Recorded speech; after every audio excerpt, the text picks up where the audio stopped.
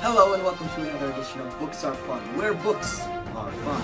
Today we'll be talking with a special guest, Sarah Vowell, the author of one of the most entertaining books out there, The Partly Cloudy Patriot. Well, here, ladies and gentlemen, here she is now, Sarah Vowell.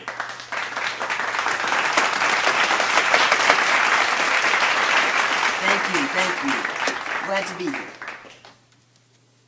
Now, Sarah, I have recently read your book, and I must say, I am completely taken aback. I mean, this is a wonderful read. Oh, thank you so much. It's one of my favorites yet. So tell us a little bit about your book. What inspired you to write it? Well, I wanted to write a book that covered my views about what it means to be an American. I wanted to talk about what we as Americans go through during the hard times and the good times. But I didn't want to drone on and on with some boring structure. For this reason, I chose to tell my thoughts through personal stories. Being the history buff that I am, it wasn't too hard to recall examples from my past, considering that I've had several historical-based vacations. I know, I'm a little weird. Well, how do you think the overall tone of the book influenced the things being said? Well, in my opinion, I think the stream-of-conscious delivery of the book makes it that much easier and interesting to read. I mean, that's why I chose to write it like that, because, like I said before, I didn't want it to drone on and become unbearable to read. But obviously, I think I overcame that goal, considering I'm on a talk show called Books Are Fun. Oh, well, you're very funny. Even during the book, I found myself laughing out loud, mainly because of the conversation-like delivery. Now, in person, I see you're no different. Now, which chapter really portrays why you called the book The Partly Cloudy Patriot? Well, besides the chapter named The Partly Cloudy Patriot, I would have to say chapter 6, where I talk about how Al Gore came to Concord High School to talk about how one small student can make such a difference. After his speech, the press blew up with stories regarding what they thought he was saying. The public became disillusioned and mistrusting with the media.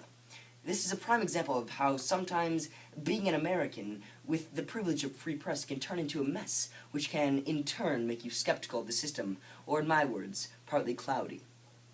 Very, very interesting. I have a curious question to ask you.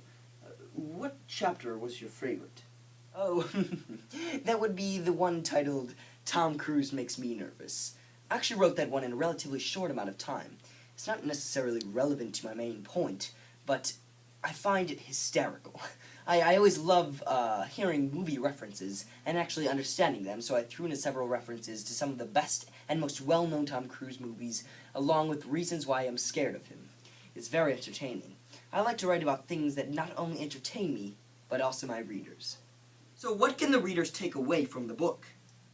Well, I'd have to say that readers should understand how sometimes, as Americans, we face hard times as well as good times. I want the reader to understand that to be a true patriot of this country, you have to be both skeptical and critical of the country's actions. The book's main focus is not to recognize that the country has problems, but to live through them without doubt.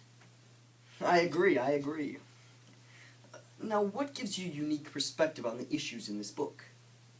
I'd have to say the fact that I'm part Native American and part Okie gives me a unique perspective because I know the glory and shame of the United States. That, and I'm a huge history buff who's obsessed with the country's history. I must say, the way you wrote the book, the style and tone really added to my admiration of you. I mean, give it up for her, ladies and gentlemen. You made dull subjects a pleasure to read, with great humor and American paradoxes. Well, thank you.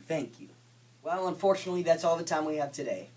The Partly Cloudy Patriot is on sale in a bookstore near you, so get up, get out, and get that book. Because remember, books are fun. Thank you. Good night, everyone.